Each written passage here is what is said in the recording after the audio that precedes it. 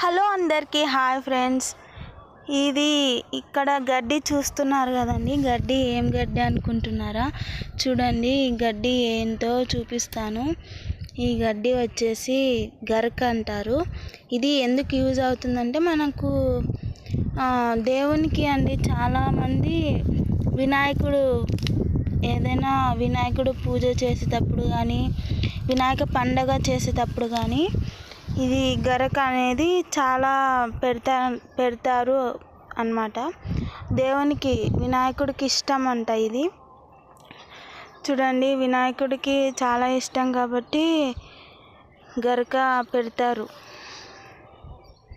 చూడండి, గరక ఇలా దేవునికి అయితే పెడతారనమాట. చాలా మంచిదన్నమాట దేవునికి.